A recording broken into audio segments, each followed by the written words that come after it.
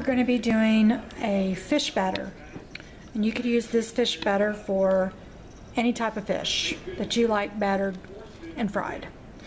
I've got jumbo shrimp that's been thawing, and that's what I'm going to use this batter for. So all we need is 3/4 of a cup of flour,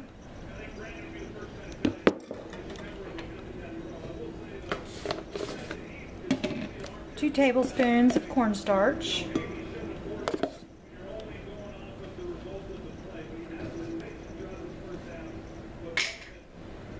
we need 1/4 of a teaspoon of baking soda,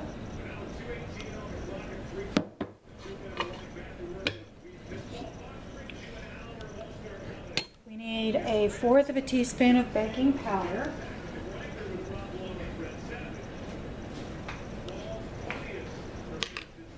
or 1/4 of a teaspoon of baking powder,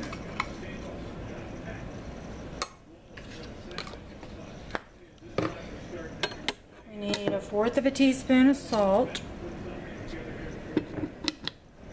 and 3/4 of a cup of water.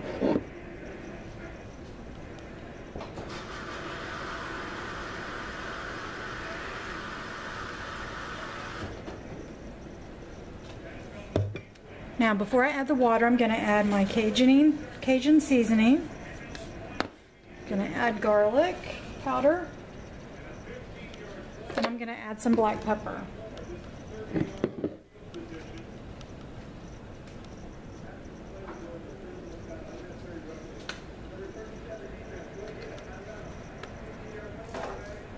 Okay, you just add the water.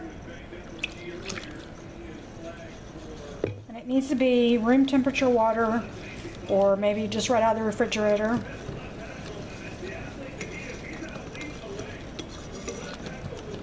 And you're going to stir until all the lumps disappear.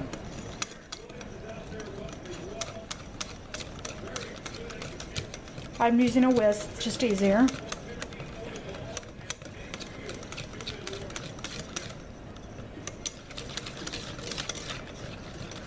Cornstarch likes cold water, so it should mix really well. It's going to be the flour, and you're just going to stir until all the lumps are gone.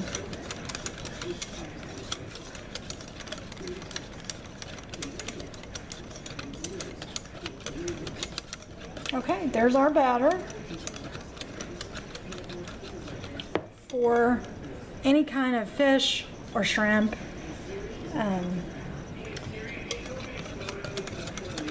we're going to deep fry it. So what I like to put an egg and a little bit of water. I give it an egg wash. Then I put it in flour, and then I get our oil heated up, and then I will show you the process of deep frying the shrimp or the fish and completing using the batter. You'll just love this batter. It's not thick and cakey. It's really, really good for any kind of fish or seafood. Okay, we'll be back. Okay, now we're going to be making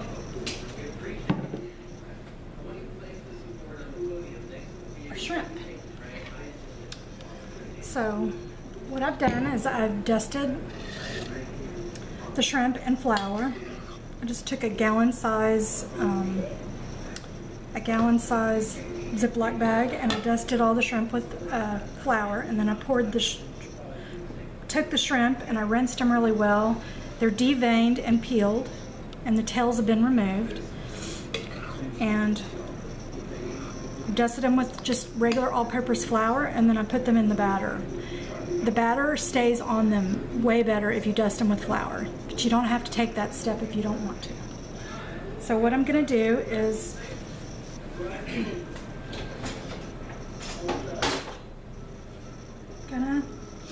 drop in one shrimp at a time into the fryer.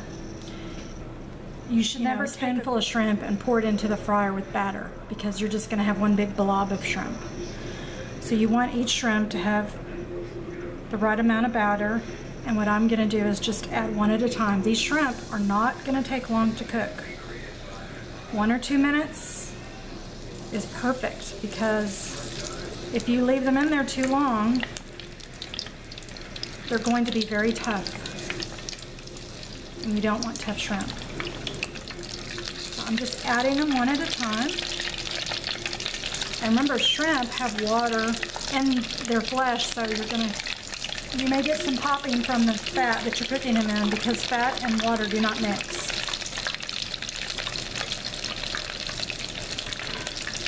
Got my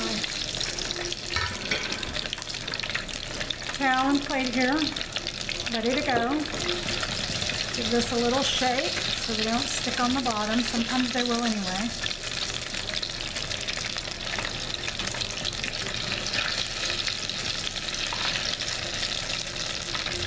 These are farm raised shrimp.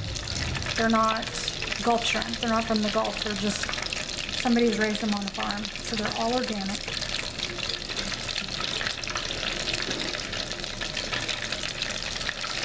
I'm just going to move them around, making sure that none are sticking to the bottom.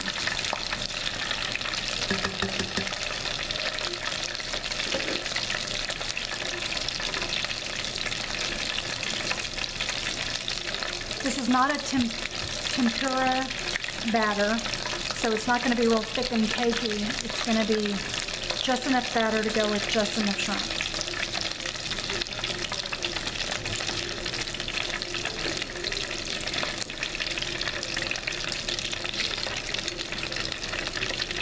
And I don't add a lot of shrimp in my deep fryer at a time because these are fairly large shrimp, and what happens is the temperature will drop.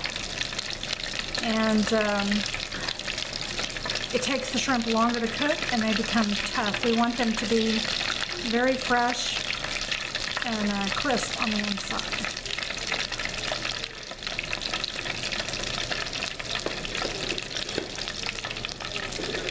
Let's see that. There we go. Sorry about that.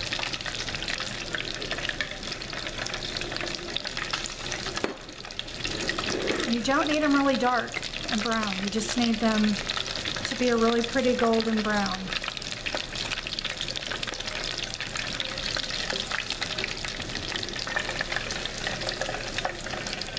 I'll let them drain for just a moment.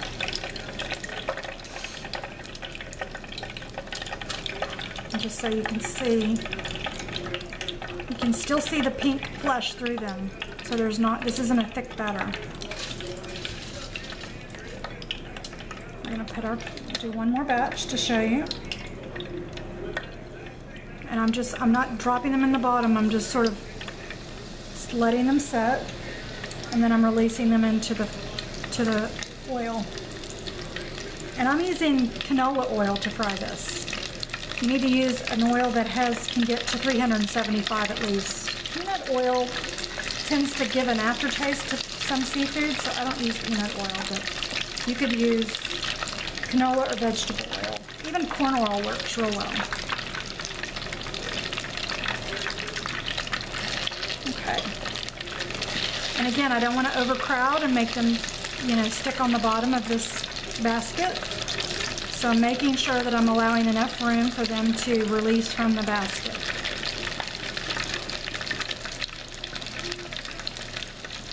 What's great about this batter is what you're going to get is these little pieces of batter. So it's like if you were doing fish, you would be getting fish and chips because some of the batter is going to release off of that fish and give you these wonderful little crispies that everybody that I know loves. So anyway, here is the shrimp, nice and done. I'm going to fill this platter, and then we're going to call everybody to eat.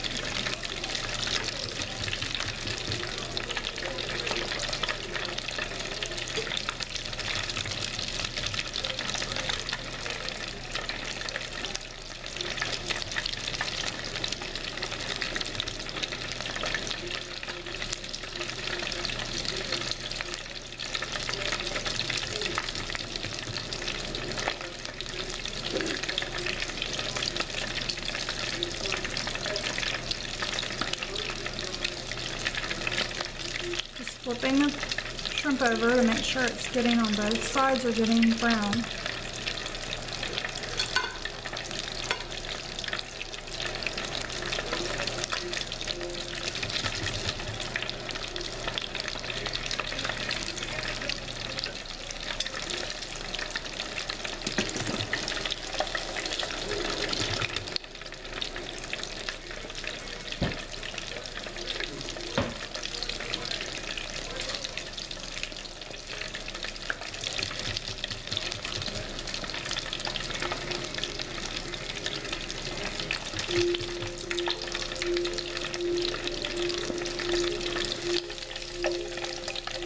Let them drain.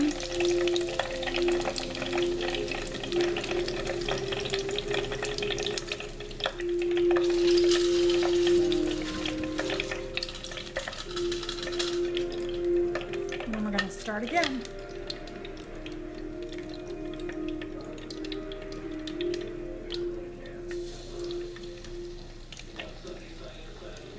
Okay, this is our next to the last batch of shrimp.